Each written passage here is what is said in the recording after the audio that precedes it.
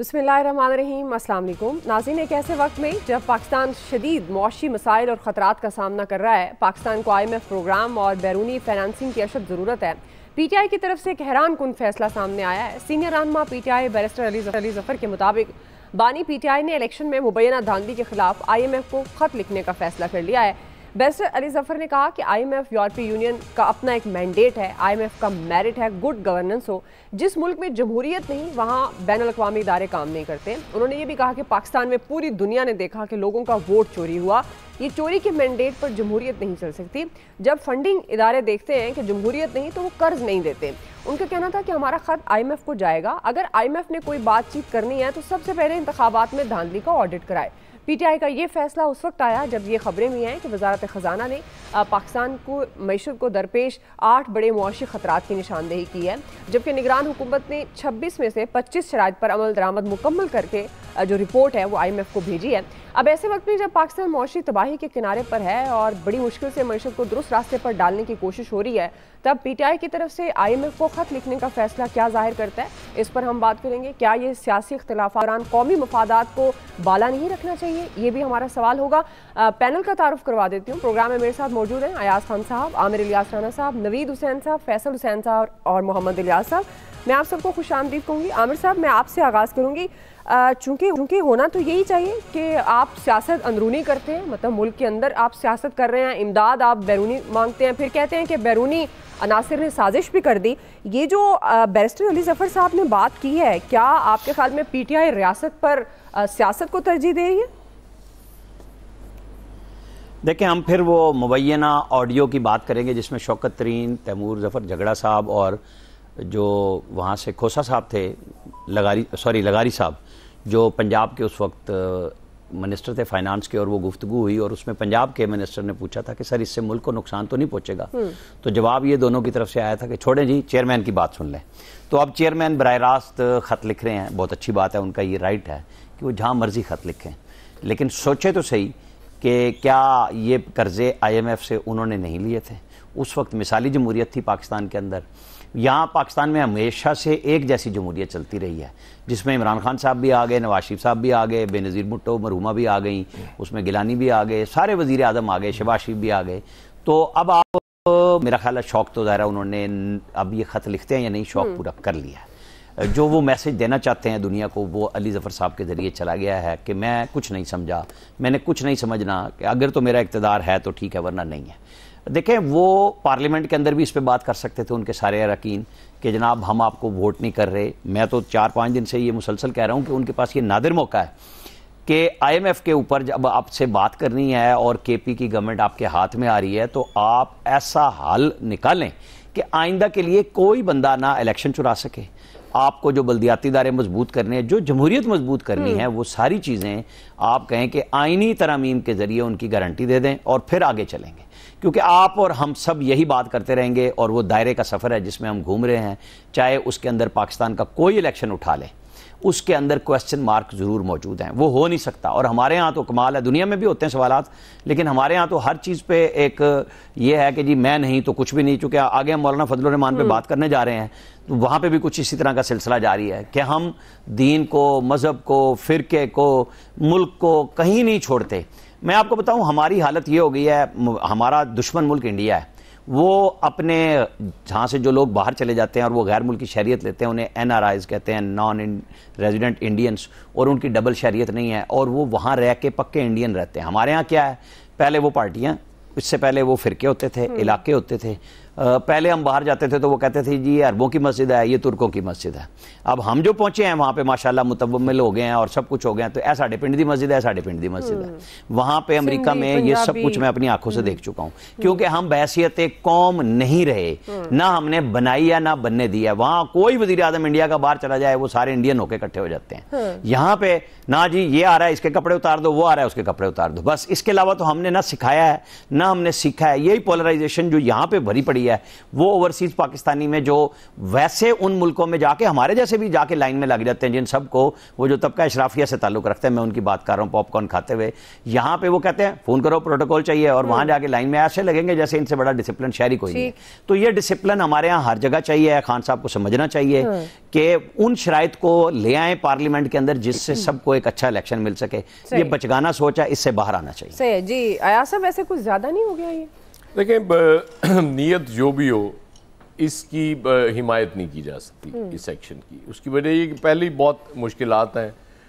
आपके ठीक है जहन में होगा कि जी ये पता नहीं पैसे खा जाएंगे और उसके बाद वो फिर अगर हम आगे इक़्तिदार में तो हमें देने पड़ेंगे। तो ज़ाहिर है इस मुल्क के लिए पैसे आ रहे हैं, कोई खाता है नहीं खाता, वो इल्ज़ामात तो सब पे हैं। इसलिए मेरा नहीं ख्याल कि इस हद तक जाना चाहिए था। अब वो जो मुझे समझ आ रही है, जो पीटीआई की और चेयरमैन पीटीआई की जो सोच और अप्रोच समझ आ रही है कि यहाँ एहतजाज करने से शायद कोई फ़ायदा नहीं होगा। तो ये फ़ायदा तभी होगा जब कोई इंटरनेशनल प्रेशर आएगा यहाँ, तो फिर शायद वो जो सोच रहे हैं कि जो हमारे साथ धांधली हुई, उनके ख्याल में कि वो बहुत ज़्यादा हुई है, बहुत ज़्यादा सीटें उनकी फॉर्म 45 के तहत बनती हैं, तो वो उन्हें मिलनी चाहिए, तो उसके लिए वो इंटरनेशनल प्रेशर डलवाना चाह रहे हैं। लेकिन ये सोचना चाहिए कि हम डिफ़ॉल्ट के दहाने पर खड़े हैं, मईशत के बुरे हालात हैं, मतलब बड़ी मुश्किल से चीज़ें आप करके उसके बाद इतना ज़्यादा बोझ ऑलरेडी डल चुका हुआ है लोगों पे कि वो मज़ीद बर्दाश्त करने के लिए तैयार नहीं है। और उसमें भी अगर इस तरह की या तो कोई आप मुतबादल चीज़ दे दें कि जी ये IMF की ज़रूरत ही नहीं हमें और ये हमारा प्लान है और इस पर अमल दरामद हो जाएगा और आराम से सारे कर्जे भी उतर जाएंगे।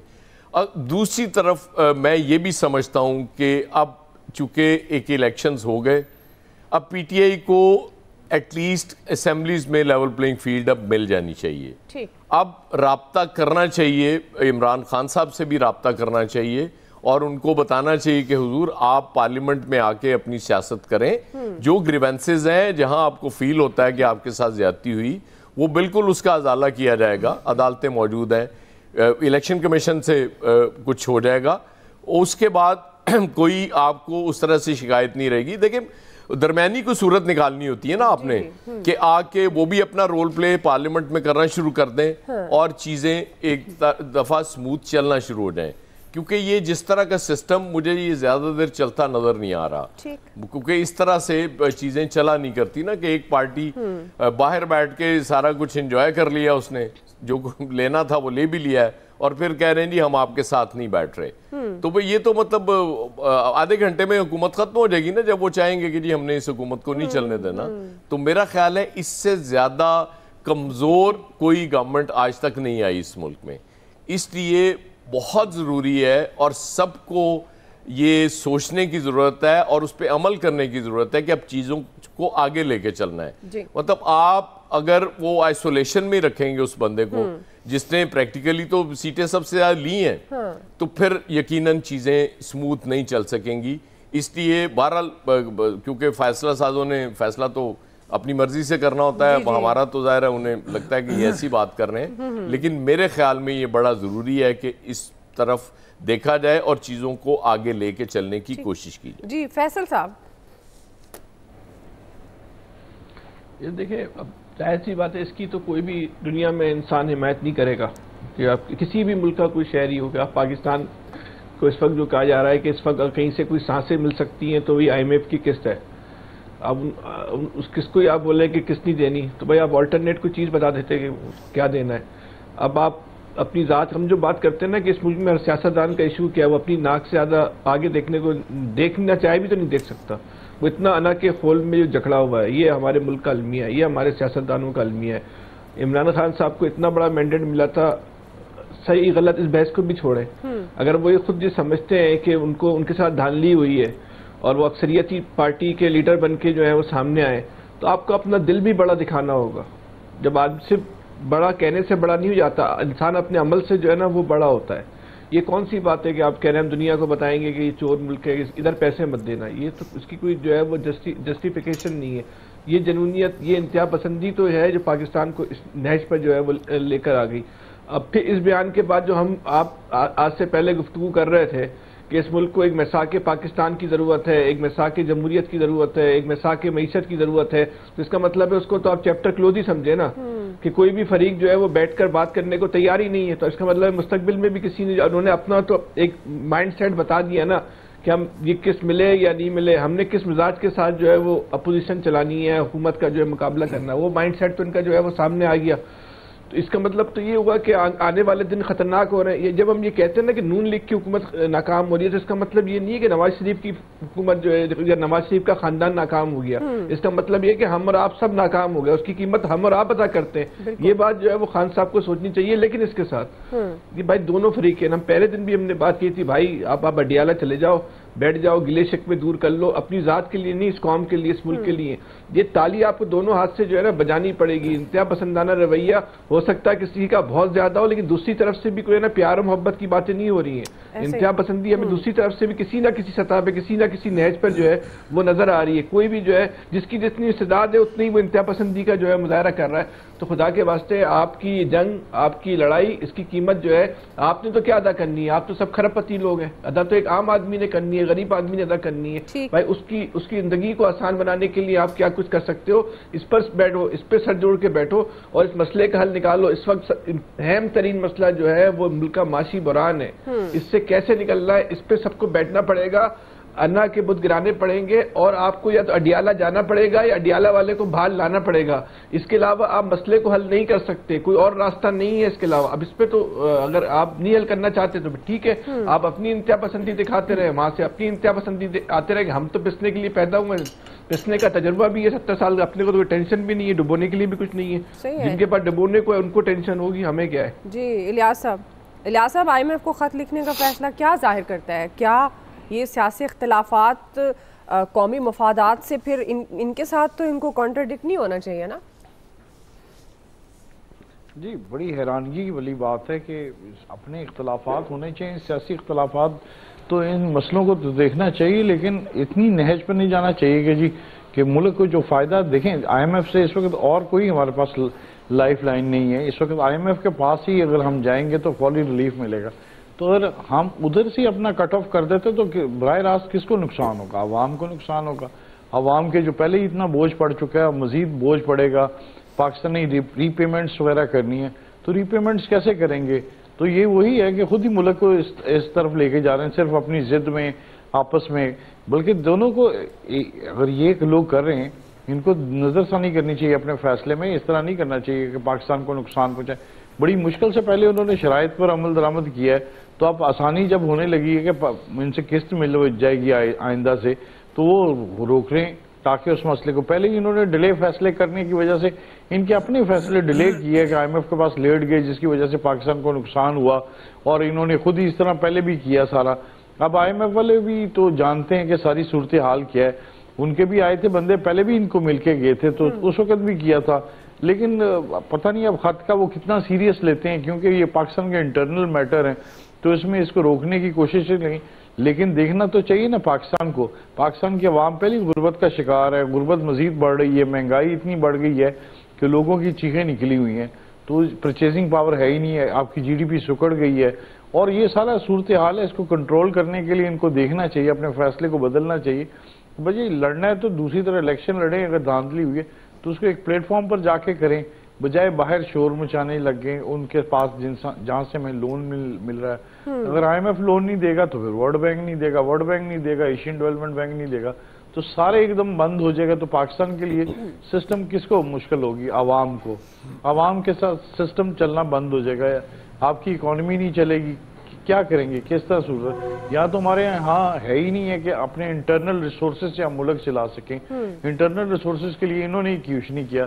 इक़्तिदार में यही सियासतदान आए हैं, तो सियासतदान नहीं कर सके तो इसका भी खमियाजा अवाम को भुगतना पड़ता है, क्योंकि यही इनको मुंतखब करके ऐवानों में लाते हैं और ये फैसले नहीं कर पाते।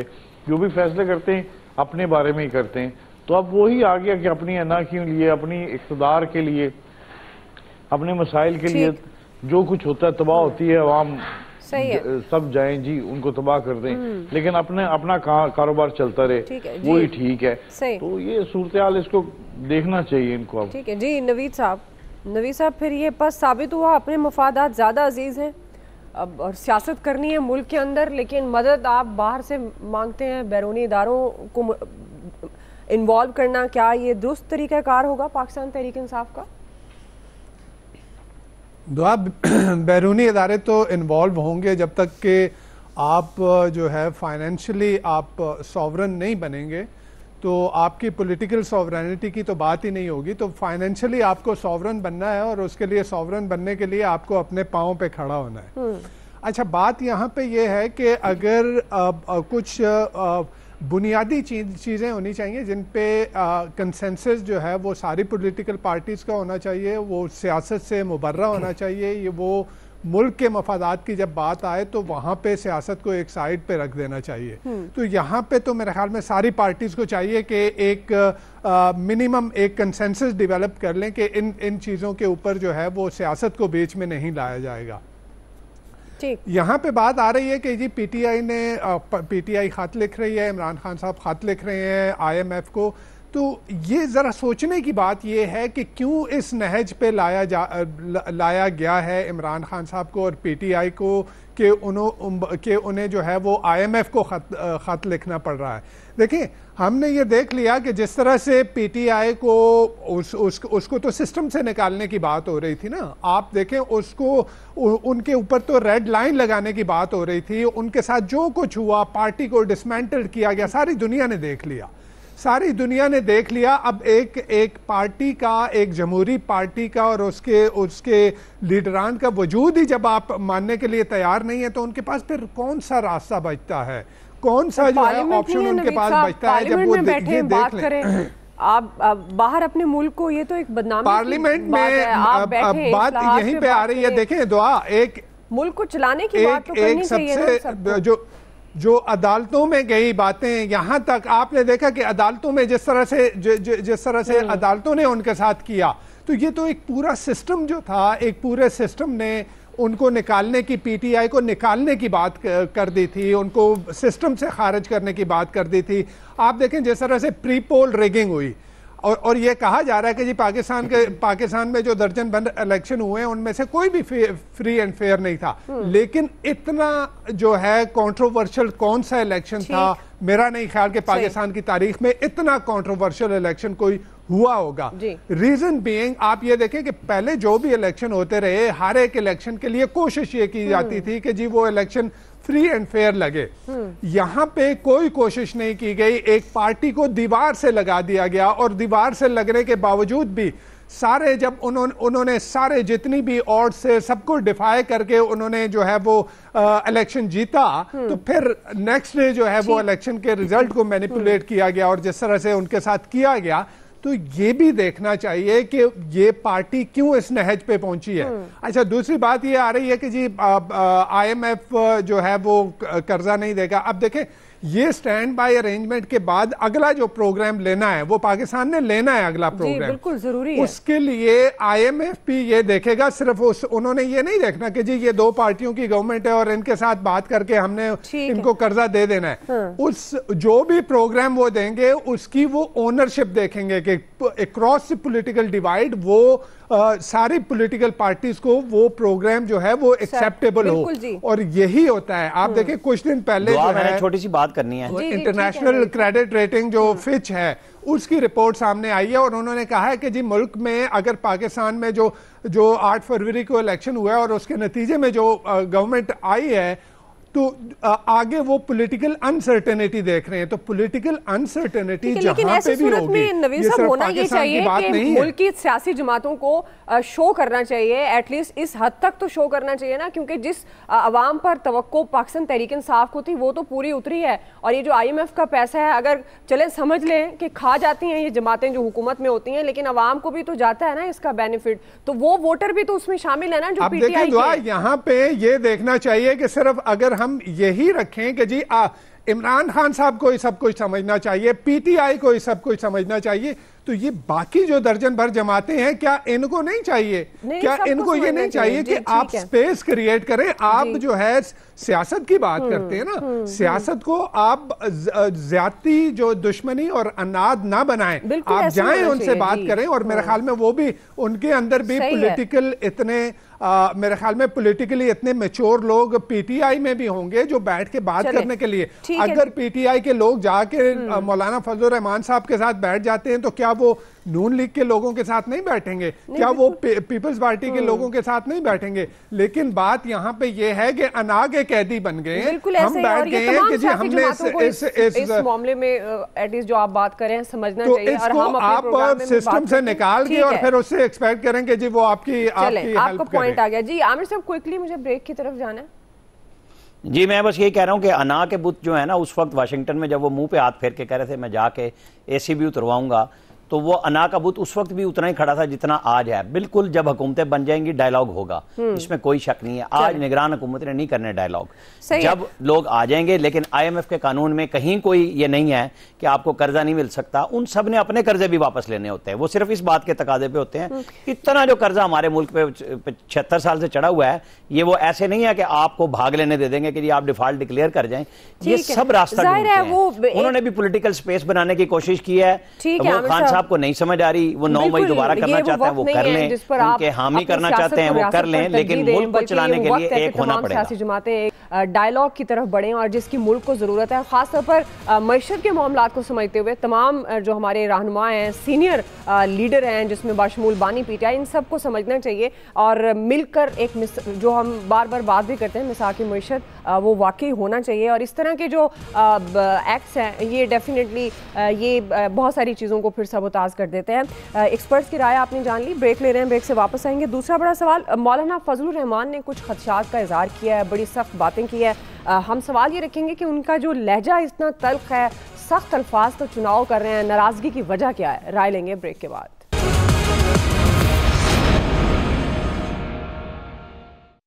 मुझे अब फिक्र इस बात की है कि अगर एक इलेक्शन के बाद मुसलसल दूसरा इलेक्शन भी मुतनाज़ा हो तो फिर पार्लियामान की अहमियत क्या हो? वो पार्लियामान जिसको हम सुप्रीम इदारा कहते हैं, ऐसी पार्लियामेंट की क्या अहमियत होगी जिसे अवाम अपना नुमाइंदा नहीं तस्वुर करेंगे? जो भी वहाँ बैठा होगा कहीं न कहीं से कोई उंगली उसकी तरफ उठेगी। जमहूरियत अपना मुकदमा हार रहा है, हम क्या जवाब देंगे दुनिया को? पार्लियामेंट में जो मेरी कुव्वत है, जो मेरा स्ट्रेंथ है, वो किसी और के रहम करम पर है। लेकिन जब मैं पार्लियामेंट में नहीं हूँ और सड़कों पे आऊँगा तो इंशाल्लाह अपने मुकम्मल स्ट्रेंथ के साथ आऊँगा। इसके साथ मुझे किसी और की तायीद की जरूरत नहीं है। पीपल्स पार्टी की हुकूमत हो और मुस्लिम लीग शामिल हो या मुस्लिम लीग की हुकूमत हो, पीपल्स पार्टी शामिल हो, रोज एक दूसरे को ब्लैकमेल करते रहे। हुक्मरान हर वक्त अपने साथियों की तरफ देखेगा कि कहीं सुरख तो नहीं गए। नाज़रीन, इंतखाबात में मुबैना धांधली का शिकवा बानी पीटीआई ही को नहीं है, मौलाना फजलुर रहमान भी ये शिकवा करते नजर आते हैं। यही वजह है कि वो नाराज भी दिखाई देते हैं। आज भी उन्होंने कहा कि मेरा ये ख्याल था कि 2024 का इलेक्शन मुनसिफाना और शफाफ होगा, लेकिन एक बार फिर हमारी ख्वाहिश और आइन की बालादस्ती को कुचल दिया गया। मुझे अब फिक्र इस बात की है कि अगर 2 इलेक्शन मुसलसल मुतनाज़े हों तो फिर पार्लियामान की अहमियत क्या होगी। उन्होंने ये भी कहा कि हुकूमत पीपल्स पार्टी की हो या नून लीग की, ये एक दूसरे को ब्लैकमेल करते रहेंगे। हुक्मरान हर वक्त अपने साथियों की तरफ देखेगा, कहीं सिरक तो नहीं गए। आए रोज़ इसके अपने ही हलीफ के मुतालबात आते रहेंगे और वो पूरे कर सकेंगे या नहीं कर सकेंगे कुछ मालूम नहीं। मौलाना फजलुर रहमान ने कहा कि जब पार्लियामेंट अहमियत खो बैठे तो सोचना तो जायज़ है ना कि हम आइंदा के लिए सियासत का हिस्सा बने या ना बने, फिर हम पार्लिमानी सियासत करें या ना करें। नाज़रीन, मौलाना के शिकवे कितने जायज़ हैं और उनका सख्त लहजा क्या ज़्यादा है? आयासम, मैं आपसे आगाज़ करूँगी। मौलाना साहब, सर बड़े शिकवे शिकायत करते नज़र आते हैं, पार्लियामेंट की बालादस्ती पर भी वो बात कर रहे हैं। 2 इलेक्शन वो समझते हैं शफाफ नहीं है, तो इससे ज़्यादा पार्लियामेंट का जो एक इस्तेहकाक है वो मजरू है, जिस पर अब उनको एतबार नहीं है। आपके ख्याल में उनकी ये तल्ख लहजा, नाराज़गी की वजह क्या है? मौलाना क्यों नाराज़ ना हो, मुझे बताएं। आपने उनके पल्ले छोड़ा क्या है? वो देखें ना, उन्होंने कहा है कि हमारी ख्वाहिश और आरजुएं पूरी नहीं की गई। तो जब आप ख्वाहिशात नहीं पूरी करते, और बात फिर वही है कि जब एक चीज़ फ्री एंड फेयर नहीं होती तो उसमें फिर आवाज़ जब आती है तो लगता है ठीक ही आ रही होगी। वो उनके बेटे का इलेक्शन था, वो कुछ हलकों में दोबारा पोलिंग हुई, इसके बावजूद वो हार गए। नून लीग के पास वो कल गए, उन्होंने कहा जी आपने बहुत देर कर दी। अब उसके बाद क्या बचा क्या मौलाना के पास, मुझे ये बताएं ना कि वो इस पार्लियामेंट को वो कैसे कहेंगे ये बड़ी अच्छी है। और बात उनकी गलत नहीं है कि जब दो पार्टियां मिल के हुकूमत बना रही है और एक बाहर बैठी हुई है, तो वो किस तरह सिस्टम मजबूत होगा, जो मैं पहले भी अर्ज किया था कि वो एक दूसरे को ब्लैकमेल तो करते रहेंगे। और हमारे यहाँ जमहूरियत का हुस्न ही ये है कि कानून साजी भी जितनी अल्लाह के फजल से होती है वो सारी अपने मफादात के लिए होती है। वो जो 16 महीने में हम देख रहे थे कि धड़ाधड़ कानून बन रहे थे जी। रोज इतने इतने जनाब वो कानून साजी हो रही थी, वो उसमें मुझे बताएं ना आपके मेरे लिए कौन सा कानून उसमें बन गया, सवाल ही पैदा नहीं होता। क्योंकि ये जो लोग, इन्हें भी पता है ना कि हम इलेक्ट खुद होके तो शायद आ ही ना सके, सही। हमें चूंकि सिलेक्ट करके भेजा जाता है, तो जो सिलेक्ट करके होके आता है ना वो फिर अपना सोचता है, वो किसी और का नहीं सोचता, वो वोटर का क्यों सोचेगा। ये तो पहला इलेक्शन था जिसमें कहा गया कि यार साड़ी गल हो गई, छोड़ो तुसी वोट नहीं भी देना ना देना। यहां तक जब चीजें हो जाएंगी ना तो फिर ये मुल्कों के लिए अच्छी नहीं होती। इस पे जरूर गौर करना चाहिए कि चीजें यहां तक खराब हो गई हैं, तो एक फजलुर रहमान की बात अच्छी लगे या बुरी लगे, ये ओवरऑल सुनना चाहिए और सोचना चाहिए कि कहां गलती हुई, मजीद नहीं होनी चाहिए। जी नवीद साहब।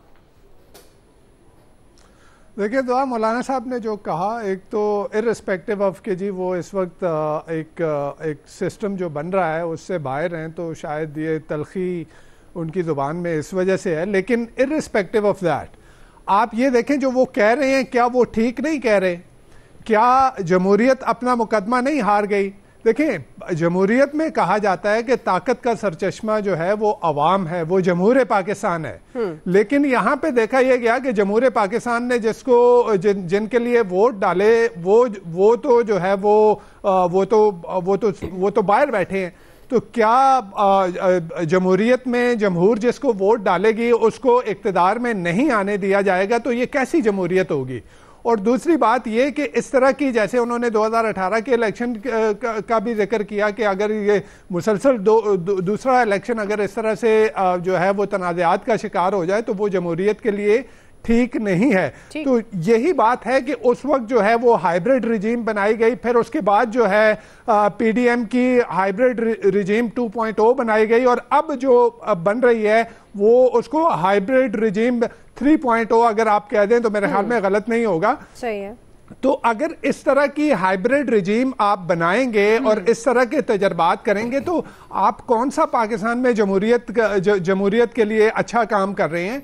आप तो जमहूर के नुमाइंदे अगर ईवान में बैठे होंगे तो वो ईवान जो है वो ताकतवर होगा, वो ईवान जो है वो मुश्किल फैसले करने के भी काबिल होगा। यहाँ पे दो पार्टियों का, जैसे मौलाना साहब ने कहा, मैं बिल्कुल इत्तेफाक करता हूं कि देखें आपने जब एक गवर्नमेंट बनाई है, एक कोएलिशन, एक वीक कोएलिशन गवर्नमेंट है जिनमें आपने अब जो है वो ओहदों की बंदर बांट कर रखी है, तो इसमें आप और फिर ओनरशिप नहीं होगी। जैसे पिछले पीडीएम की गवर्नमेंट में था कि हमारे बिलावल भुट्टो जरदारी साहब ने जो है वो 16 माह जो है वो इक्तदार जो है वो उसके मजे लूटे, उन्होंने पूरी दुनिया की सैर की जो है ऑन जॉब ट्रेनिंग के फॉरेन मिनिस्टर बन के। उसके बाद जब वो इलेक्शन मुहिम में आए तो सबसे पहले जो है वो नून लीग पे ही बरसना शुरू कर दिया।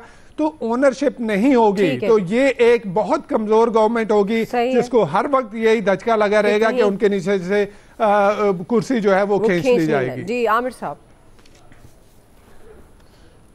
इस सिस्टम ने on job prime minister training पे देखा, इस सिस्टम के भेदी ने कहा जिसे संजीदा ले लेना चाहिए, हमारे साथी कह रहे हैं बिल्कुल ले लेते हैं। उस सिस्टम के भेदी ने यह भी कहा था 2018 में इस पार्लियामेंट में न बैठे क्योंकि जमहूर के जीते हुए वोटरों को इक्तदार नहीं दिया गया था।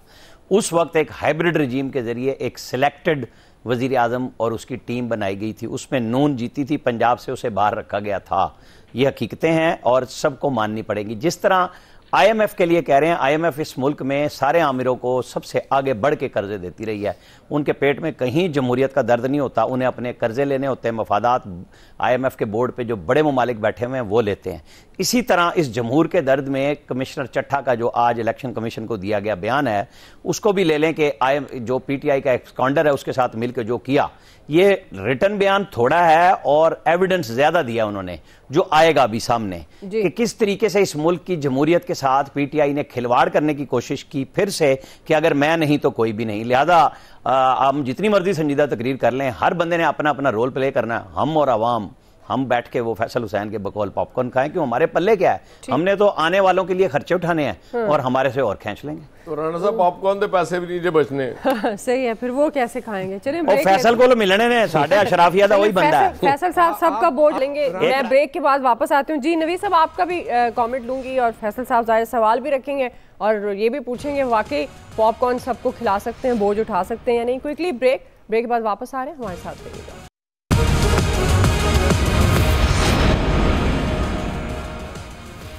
वेलकम बैक नाज़रीन। हम बात कर रहे हैं मौलाना फजलुर रहमान साहब जो कहते हैं कि जमहूरियत अपना मुकदमा हार रही है, सख्त लहजा है उनकी। बहुत से खदशात पार्लियामेंट को भी लेकर उन्होंने इजहार किया और जो हुकूमत बनने जा रही है उसको भी उन्होंने लेकर बहुत से खदशात का इजहार किया है। फैसल साहब, आपके ख्याल में मौलाना साहब के खदशात कितने जायज़ हैं और उनकी नाराज़गी की असल वजह क्या है? उनकी तो नाराज़गी का बिल्कुल एक नकाती एजेंडा है, कोई इतने परेशान होने वाली बात नहीं है। वो कह रहे हैं भाई सबकी एडजस्टमेंट की थी, मेरी भी करते थे, मेरा कसूर क्या था, मुझे क्यों निकाला। अब मुझे क्यों निकाला वाला जो फार्मूला है ना, वो मौलाना साहब कह रहे हैं। बाकी कोई जमहूरियत की टेंशन हमें आपको लेनी नहीं चाहिए।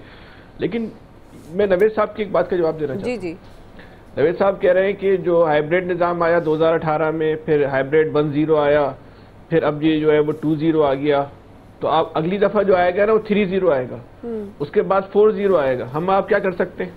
हमने 1 पे क्या कर लिया, 2 पे क्या कर लिया, 3 पे क्या कर, तो हमें और आपको कुड़ने की जरूरत क्या है?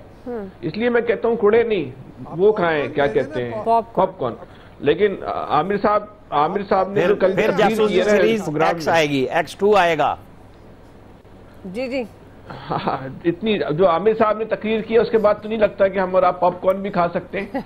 तो बेहतर है कच्चे चने होते हैं ना, वो कच्चे चने खा लें। अच्छा, लेकिन करना हमने एंजॉय। जब आप एक सिस्टम का पार्ट नहीं बन सकते उसको, वो कह रहे हैं लोहे के चने खा लें आप, उसमें लोहे के चने तो हम बन चुके हैं वो।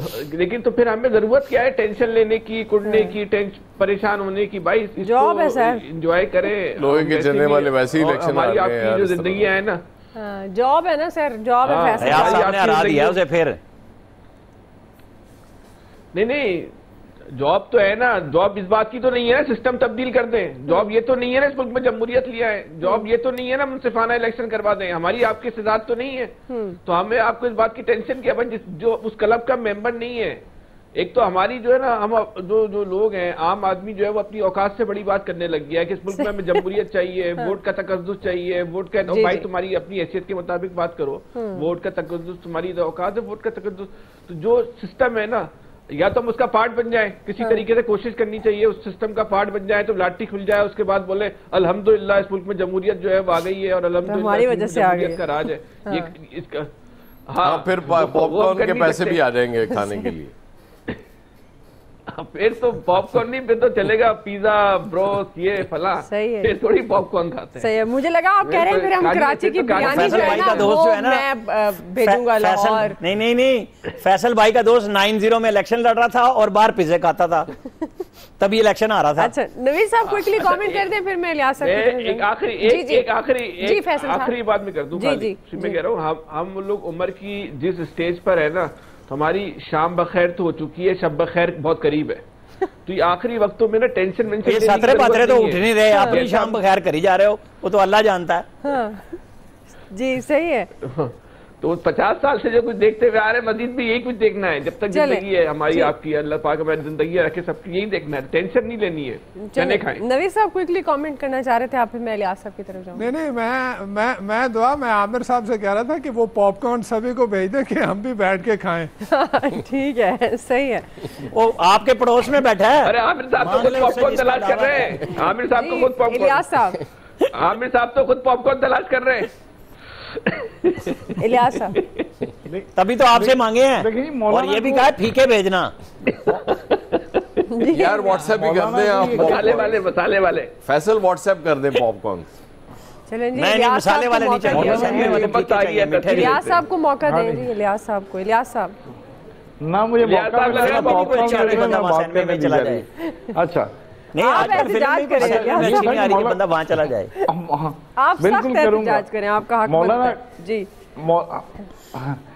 मौलाना को कहते रहे कि उनको प्रेसिडेंट बनाएंगे और वो इस बात से तैयार हो गए थे कि वो प्रेसिडेंट अपने आप को सुनने भी लगे थे, कहने भी लगे थे। जिस तरह बिलावल वजीर आज़म बन रहा था। आया तो उनको अब वक्त आया तो अब उनको किसी ने पूछा भी नहीं है, बुलाया भी नहीं है।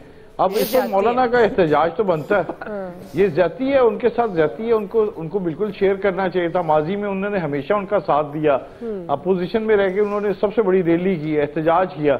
अब जाहिर है अब वो फिर अपने लिए राइट के लिए और जमहूर के हक के लिए दोबारा निकल आएंगे और बिल्कुल मौलाना ने रेड लाइन क्रॉस कर ली भाई, करने के बाद दूसरे इंटरव्यू में रेड लाइन क्रॉस कर ली। टफ टाइम देंगे, सही जाहिर है अब गवर्नमेंट को टफ टाइम देने के लिए वो आएंगे मौलाना बताएंगे कि उनके साथ ज्यादती हुई है, तो बिल्कुल आवाम के साथ वो किसी सूरत में बर्दाश्त नहीं करेंगे। सही है जी, बिल्कुल आपने सही बात है। दिल में आवाम का दर्द बहुत है और वो कभी भी ज्यादती आवाम के साथ होते हुए देख नहीं सकते। मौलाना फजलुर रहमान साहब की बात करें। वक्त खत्म हो गया जी, फीडबैक दीजिएगा, ख्याल रखिएगा।